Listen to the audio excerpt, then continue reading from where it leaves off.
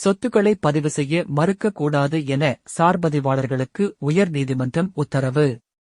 தூத்துக்குடியைச் சேர்ந்த வேத் வரததேசிகாச்சாரியார் உயர் நீதிமன்ற மதுரை அமர்வில் தாக்கல் செய்த மனுவில் கூறியிருப்பதாவது: என் சொத்து தொடர்பான வழக்கில் முன்சீப் நீதிமன்றம், சார்பு நீதிமன்றம், உயர் நீதிமன்றத்தில் எனக்கு ஆதரவான உத்தரவு வந்துள்ளது. எதிர்த்தரப்பில் தாக்கல் செய்யப்பட்ட மேல்முறையீடு மனுக்கள் தள்ளுபடி செய்யப்பட்டன.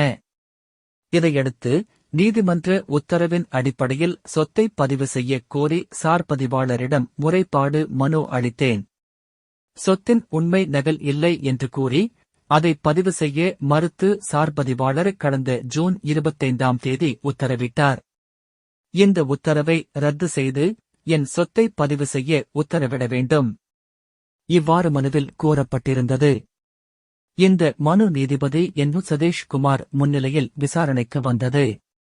மனுதாரர் சார்பில் வழக்கறிஞர் 1000 கே. செல்வகுமார் வாதிட்டார். இதையடுத்து நீதிபதி தனது உத்தரவில் கூறியிருப்பதாவது: நீதிமன்ற உத்தரவு நகல்கள் இருந்தும் சொத்தின் உண்மை ஆவணங்கள் இல்லை என்று கூறி சொத்தை பதிவு செய்ய சார்பதிவாளர் மறுத்துள்ளார்.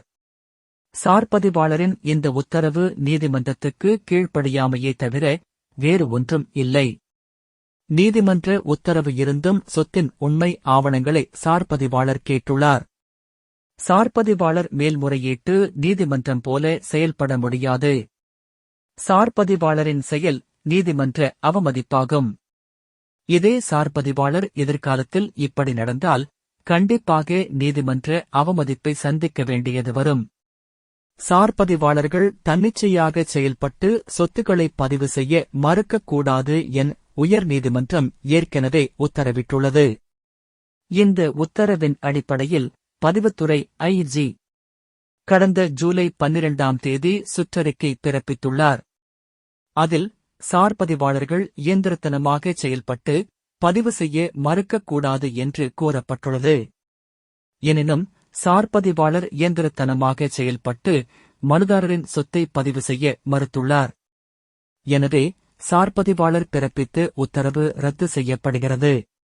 ஒரு வாரத்தில் சொத்தை பதிவு செய்ய வேண்டும். இவ்வாறு நீதிபதி உத்தரவில் தெரிவித்துள்ளார்.